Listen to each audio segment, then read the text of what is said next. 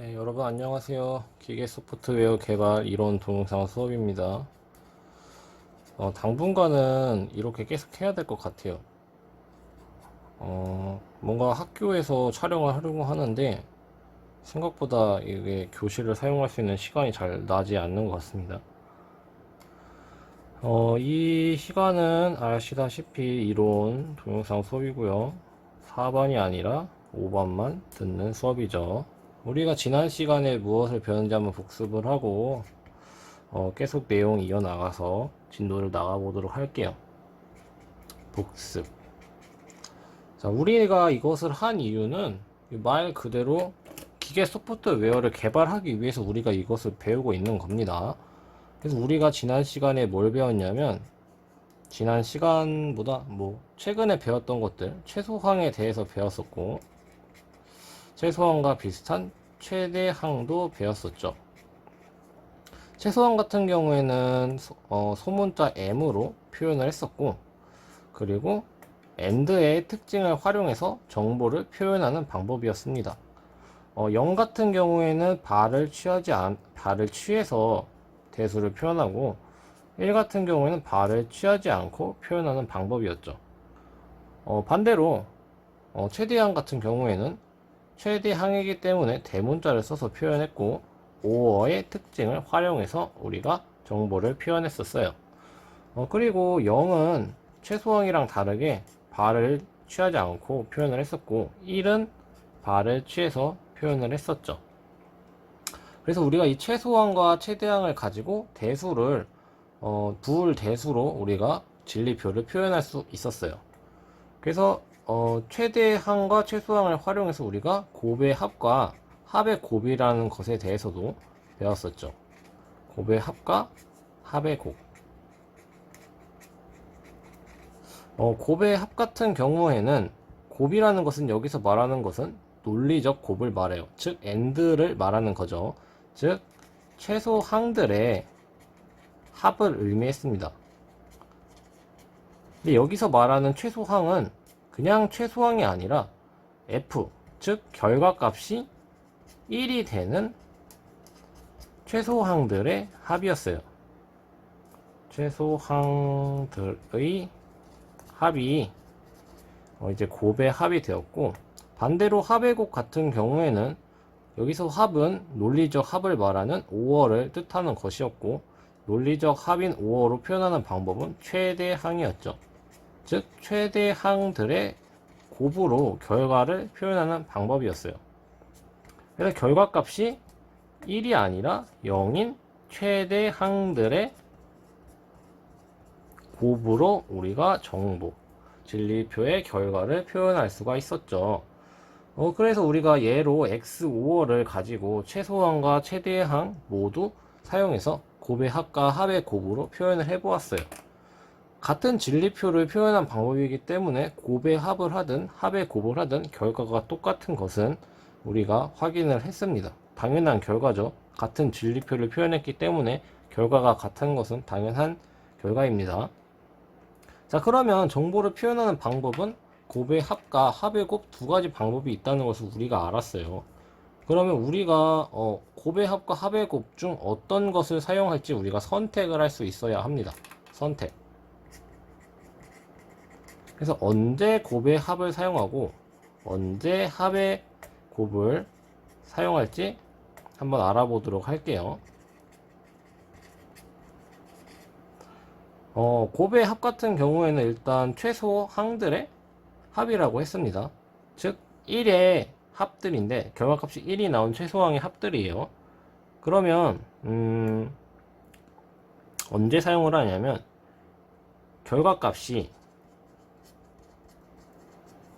결과값들 중에서 1의 개수가 적을 때 사용합니다.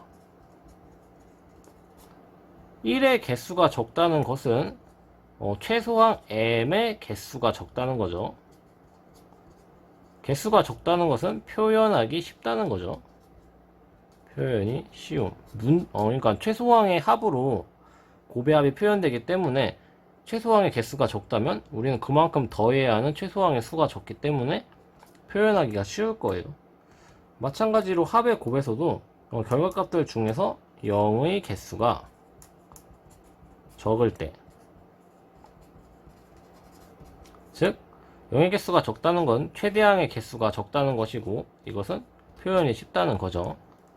그래서 곱의 합 같은 경우에는 결과값들 중에서 1의 개수가 적을 때 곱의 합으로 정보를 표현하고, 반대로 합의 곱 같은 경우에는 결과값이 이제 0일 때, 0의 개수가 적을 때 사용을 합니다. 곱의 합은 아까 말했듯이 1의 개수가 적을 때 사용하는 방법입니다. 이렇게 설명을 하면은 아마 조금 별로 안 와닿으니까 이번 시간에는 진도를 나가는 것보다 요 곱의 합과 합의 곱을 사용해서 실제로 프로그램을 설계해보고 어떤 게 더 편한지 알아보도록 하겠습니다. 자, 그러면 프로그램을 한번 설계를 해보도록 할게요. 프로그램을 설계할 때 가장 먼저 해야 하는 것은 당연히 프로그램의 목적을 정하는 일입니다. 프로그램의 목적. 프로그램의 목적을 먼저 정해야겠죠. 어떤 프로그램을 만들 건지 우리가 정해야지 어떤 방향성이 결정이 되겠죠. 그래서 선생님은 생각을 해놨어요. 어떤 프로그램을 만들 거냐면 시험 합격을 확인할 수 있는 프로그램을 만들려고 해요. 시험 합격 확인 프로그램을 만들어 보겠습니다.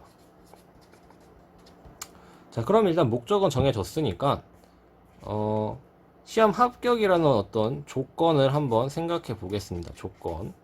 이 프로그램에서 사용할 우리의 여러 가지 조건들에 대해서 한번 생각해 볼게요. 일단 시험을 본다고 해서 우리가 무조건 시험에 합격하는 것은 아니죠. 시험 합격의 어떤 기준을 정하도록 할게요. 선생님은 시험 점수가 70점 이상이면 시험을 합격한다고 하겠습니다. 시험 합격.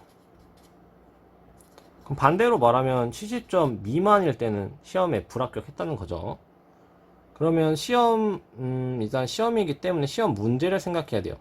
문제는 비트가 많아봤자 여러분들 복잡하니까 세 문제로 하겠습니다. 세 문제. 세 문제를 했기 때문에 우리가 사용해야 할 비트는 3개죠. 문제 3개니까 A라는 문제와 B라는 문제, C라는 문제, 이렇게 세 문제 하도록 하겠습니다. 그리고 선생님은 조금 다르게 하기 위해서 배점을 줄 거예요. 배점. 문제마다 배점을 다르게 하도록 하겠습니다. A라는 문제는 배점이 20점, B라는 문제는 배점이 30점, C라는 문제는 배점이 50점이라고 할게요. 그리고 결과를 나타내주는 대수도 사용하겠습니다. 결과는 F로 나타내도록 할게요. 항상 선생님은 결과나 출력값을 F라는 문자를 사용해서 표현하고 있어요. 그럼 대충 조건들은 다 지금 만들어졌어요. 그럼 이제 뭐 할 거냐면 이 조건들의 논리값의 의미를 정해주도록 하겠습니다. 논리값. 일단 논리값은 0이랑 1밖에 없는 거 알죠? 우리가 사용하는 건 이진수이기 때문에 일단 문제에 대한 논리값 먼저 생각해 볼게요. 문제는 A랑 B랑 C밖에 없죠. 그래서 얘네가 가질 수 있는 논리값들에 대해서 한번 생각을 해보는 거예요. 논리값은 아까 말했듯이 이진수이기 때문에 0이랑 1밖에 없어요. 그래서 0은 문제를 틀렸다는 의미를 주도록 하겠습니다. 1은 문제를 맞았다라는 의미를 주면 되겠죠. 0의 반대는 틀렸다의 반대는 맞은 거니까 맞았다고 하겠습니다. 그러면 이제 결과도 있죠. 결과. 대수를 사용한 건 결과도 있었어요. 즉 결과는 F라고 하기로 했고 F도 마찬가지로 논리값이 0이랑 1 두 가지밖에 없습니다. 그렇기 때문에 시험의 결과는 두 가지밖에 없죠. 0은 불합격을 의미하도록 하겠습니다. 불합격. 1은 불합격의 반대니까 합격이라는 의미를 우리가 부여해주면 되겠죠. 자, 그러면 이것을 토대로 이제 무엇을 할 것이냐면 진리표를 작성하면 됩니다.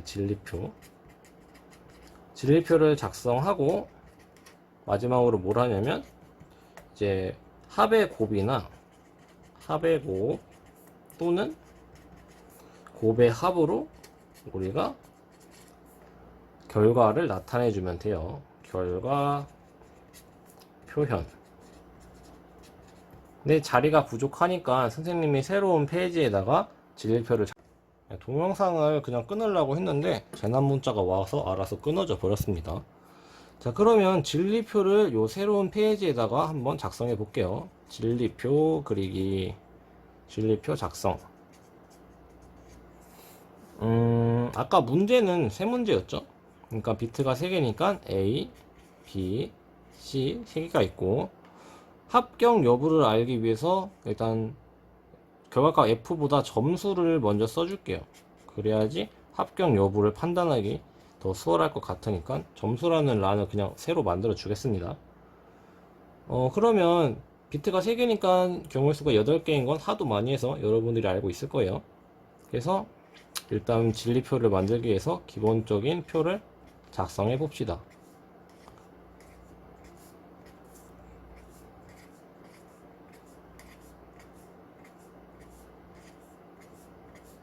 이렇게 8가지가 나오죠. 자, 그러면 표를 그래도 만들어 주는 게 낫겠죠? 이런 거 얇은 걸로 하는 게 더 이쁘게 나올 것 같으니까 볼펜을 사용해서 표를 만들어 보도록 하겠습니다. 8줄을 그어주면 되겠죠?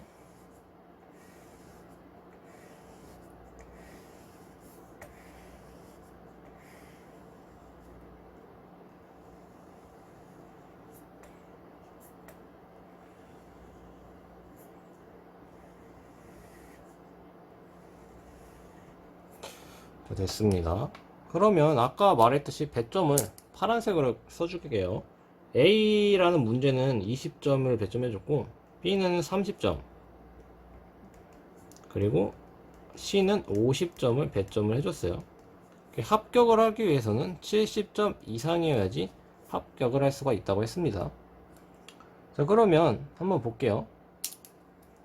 000이라는 것은 아까 0은 문제를 틀렸고 1은 문제를 맞췄다고 우리가 논리값의 의미를 부여했었죠. 000이라는 것은 문제 3문제를 모두 틀렸기 때문에 빵점이겠죠. 빵점. 자, 001은 A, B는 틀리고 C는 맞았기 때문에 50점이 되겠습니다. 010은 B 문제 하나 맞았으니까 30점이 되겠죠. 011은 B랑 C 맞췄으니까 30점, 50점 두 개를 받아서 80점을 획득할 수 있네요. 그리고 100은 A 한 문제 맞췄으니까 20점. 101은 A와 C 두 문제 맞췄으니까 20점과 50점을 더해서 70점을 획득할 수 있습니다. 그리고 A, B만 맞고 C를 틀린 110은 이제 20 더하기 30이니까 50점을 받을 수 있고, A, B, C 모두 맞게 되면은 뭐 더하나 마나 100점인 걸 알 수가 있죠. 자, 이걸로 색칠해 보도록 하겠습니다. 70점 이상일 때만 합격할 수 있으니까 70점 포함이죠. 80점은 합격할 수 있죠. 그리고 70점은 합격할 수 있고 100점도 합격할 수 있습니다. 나머지는 불합격이죠. 자, 그러면 이것도 마찬가지로 빨간색으로 써줄까요? 얘네들은 불합격이니까 0이라는 논리값이 출력되도록 하고, 합격할 때만 1이라는 논리값이 나오도록 우리가 만들어주면 되겠죠. 자, 그러면 다 됐어요. 1의 개수가 많아요? 지금 0의 개수가 많아요? 0의 개수가 더 많죠?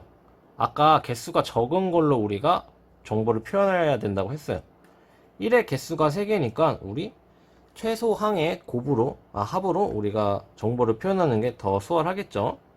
그럼 이걸 한번 최소항의 곱으로 한번 표현해 봅시다. 최소항의 합이죠.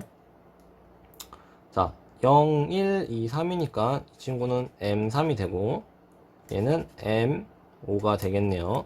얘는 M7이 되겠죠. 물론 최대항으로 해도 됩니다. 최대항으로 하면 이제 하나, 둘, 셋, 넷, 다섯 개를 곱해서 표현을 해야 하지만, 최소항으로 표현하면 3개로만 표현하니까 훨씬 경제적이고 편리하게 우리가 식을 만들 수가 있겠죠. 그래서 적은 걸 선택해서 우리가 표현하는 거예요. F는 최소항의 합들로 표현을 하면 M3, 5어, M5, 5어, M7로 표현이 됩니다. 그럼 이걸 대수적으로 우리가 표현을 할 수가 있어요. 최소한 같은 경우에는 0은 바를 취하고 1은 바를 취하지 않아서 대수로 표현할 수 있다고 했습니다. M3 같은 경우에는 A 바, B, C로 표현할 수 있고 M5는 A, B 바, C로 표현할 수 있습니다. 그리고 마지막 M7은 다 1이기 때문에 A, B, C로 표현할 수가 있죠. 물론 이 상태로 프로그래밍을 해도 상관은 없어요. 하지만 사용하는 것이 많기 때문에 그만큼 프로그램이 불필요하게 복잡해지는 경우가 생깁니다. 그래서 최대한 우리가 정리, 공리, 법칙 등을 사용해서 수식을 간단하게 해준다면 프로그램은 더 짧아지고 간결하게 표현할 수가 있겠죠. 그래서 일단 보이는 걸 먼저 간단하게 만들어 봅시다. 선생님은 AC를 묶어가지고 일단 간단하게 해볼게요. AC를 묶게 되면 B바 5 B가 남게 되고 B바 5 B는 둘 중에 하나가 무조건 1을 가질 수가 있죠. 그러니까 무조건 1이 나온다는 정리를 우리가 수업 시간에 했었어요. 그러면 얘는 다시 수식이 이렇게 정리가 될 수가 있죠. 그러면 지금 보이는 게 C니까 C를 한번 또 묶어 볼게요. C를 묶은다. C를 묶게 되면 이런 식으로 표현이 되네요. 그러면 우리가 익숙할 수 있도록 교환 법칙을 써서 자리를 바꿔보도록 할게요. 이렇게 교환 법칙을 해보겠습니다. 이렇게 교환 법칙을 해보았더니 여기 A5가 A 바 B에 분배될 수 있다는 것이 보이네요. 그러면 분배를 해가지고 한번 또 간단하게 만들어 봅시다. 그러면 A5 A 바가 되고 and A5 B가 전체적으로 되겠네요. 그래서 A와 A 바를 5 하면 아까 1이 나온다는 것을 알았죠. 그렇기 때문에 전체적인 결과는 C and A5 B가 전체 결과로 나타내진다는 것을 알 수가 있습니다. 그럼 이거 가지고 이제 프로그래밍 하면 돼요. 프로그래밍 한번 해보겠습니다. 프로그래밍. 자, 프로그래밍을 할 때 우리가 전기회로 때도 배웠고 기계 소프트웨어 개발 실습 시간에도 배웠었어요. 뭘 배웠냐면 AND는 직렬입니다. 직렬로 우리가 표현할 수가 있고 OR는 우리가 병렬로 표현을 할 수가 있었어요. 그래서 PLC에서 프로그래밍을 해보면 AND는 이런 형태로 표현이 됐었고 OR는 이런 형태로 우리가 표현을 할 수가 있었어요. 선생님 말하는 OR 회로랑 AND 회로 얘기하는 거예요. 그래서 마찬가지로 우리가 이것을 활용해서 프로그래밍을 하면 됩니다. 어떻게 할 거냐면 일단 할당표를 먼저 만들어 주어야겠죠. 할당표를 먼저 만들어 줄게요. 우리가 A랑 B랑 C라는 입력을 사용하고 F라는 출력을 사용하고 있기 때문에 할당표를 일단 만들어 줘야겠죠. 입력, 출력, A, B, C, 그리고 F 이렇게 되죠. 미쓰비시 기준으로 진리표를 작성을 하도록 하겠습니다. 일단 미쓰비시에서는 입력이 X라는 디바이스 명칭을 쓴다 했고 출력은 Y라는 디바이스 명칭을 쓴다고 했어요. 그래서 이해하기 쉽게 그냥 연속된 숫자 할당하도록 하겠습니다. X0, X1, X2 출력은 Y라는 디바이스 명칭을 쓴다고 했어요. Y20을 할당하도록 합시다. 간단하게 할당표도 금방 만들었습니다. 할당표 이게 이제 우리가 지금 프로그래밍할 할당표입니다. 할당표 이렇게 해주면 되겠죠. 할당표는 자 그럼 이 내용 가지고 이제 프로그래밍 해주면 돼요. 프로그래밍은 새로운 페이지에서 작성하도록 하겠습니다.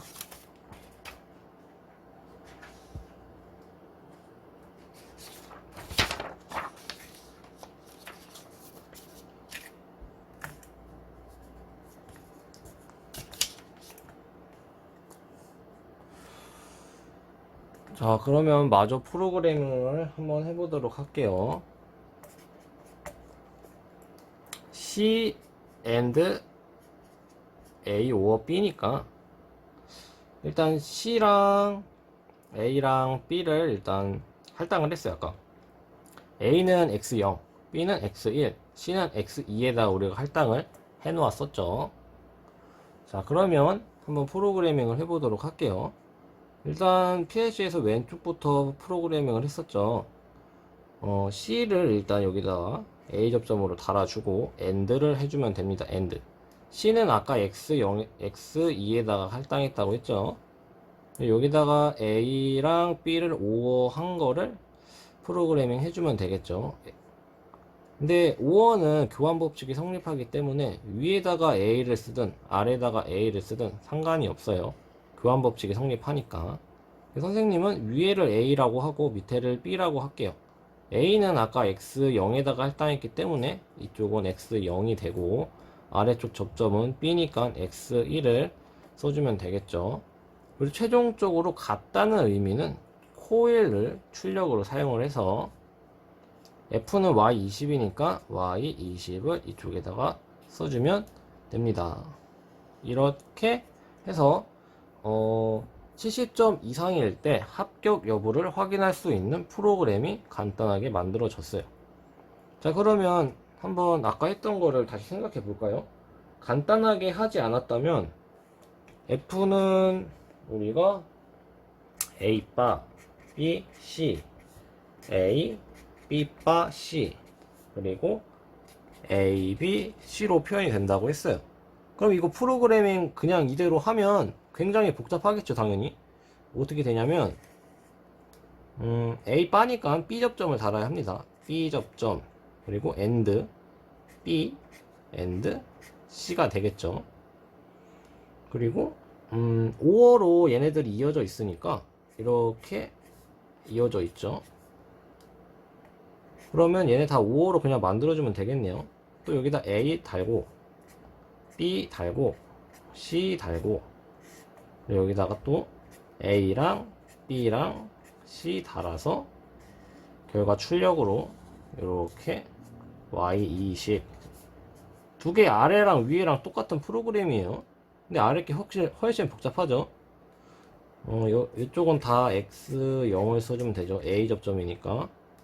A. 그러니까 요 대수 A에 대한 접점이라는 의미입니다. 여기는 대수 B에 대한 접점이니까 X1. 여기는 C에 대한 접점이니까 이렇게 표현을 해주면 됩니다. 그러면 위에 프로그램이랑 아래 프로그램이랑 똑같은 프로그램이에요. 똑같은 프로그램인데 위에 게 훨씬 편리하죠? 더 짧고 간단하고 눈에 보기 좋습니다. 그렇기 때문에 우리는 이렇게 복잡한 논리식을 될 수 있는 한 최대한 이렇게 간단한 모양으로 만들어 줘야지 프로그램이 간단해지고 경제적이고 보기 좋아집니다. 그래서 하는 거고요.